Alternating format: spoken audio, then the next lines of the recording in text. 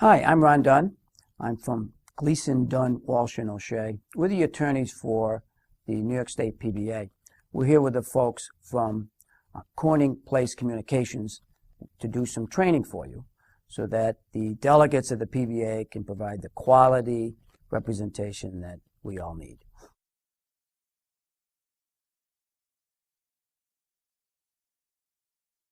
We're going to talk a little bit about discipline. Discipline is one of the most stressful things that any of our members go through, so it's important that delegates do a good job of representing members in a disciplinary situation. That's a circumstance where the employer is alleging that the employee did something inappropriate. Discipline falls into two boxes. The first box is misconduct. Misconduct is where the employee has violated some law, rule, or regulation, typically in an intentional way.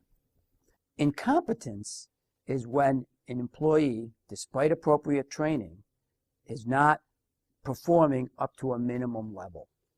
So when an employer is alleging that an employee has engaged in conduct which is worthy of discipline, the delegate's first task is to find out exactly what happened. How has the employee violated some law, rule, or regulation? Or by contrast, how has the employee, despite appropriate training, not lived up to some minimum level of performance? So I've said a lot there. What's the law? We need to find that out. What's the rule? We need to find that out.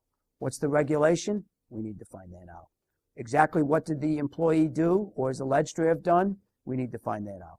And we need to get the employee's explanation for each of these things.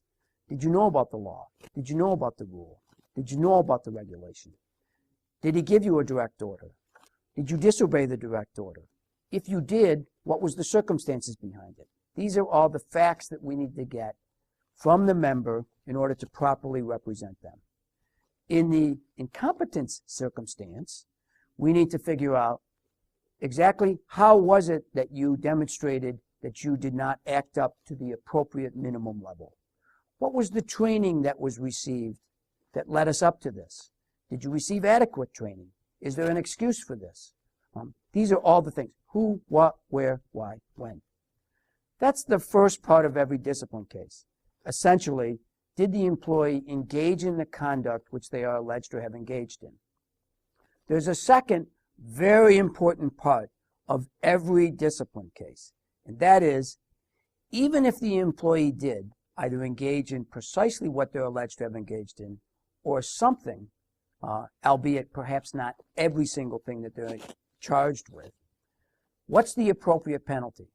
Let's have the penalty appropriately meet up with the degree to which they've engaged in some inappropriate conduct. The penalty phase of a discipline case is frequently the most important part and the part where the delegate can be the most helpful. When we are fashioning a penalty, all discipline arbitrators look into certain factors. This is what they want to know. First, how long has the person been employed?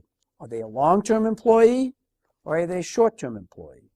Typically, a long-term employee will be given a little bit more latitude. Or if they've been a long-term employee, perhaps they should have known better.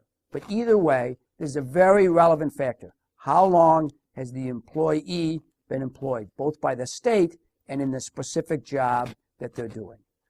The second thing that we need to know is, what's their prior history with the employer, both the good and the bad? If they've been an outstanding employee, as demonstrated either through their performance evaluations or merely anecdotal stories, that's really critical information to know. We need to have that all documented.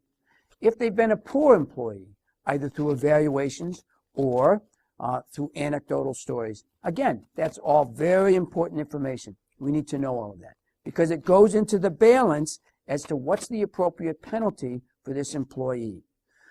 The other thing we need to look at is, was there something going on in this employee's life that is causing some unusual behavior?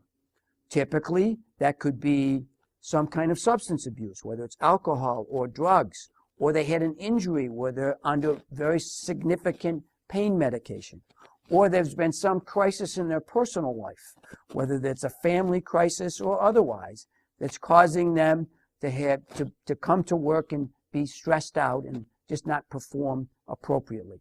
This is all very, very critical information for us to know to determine whether or not we can help fashion the penalty appropriately.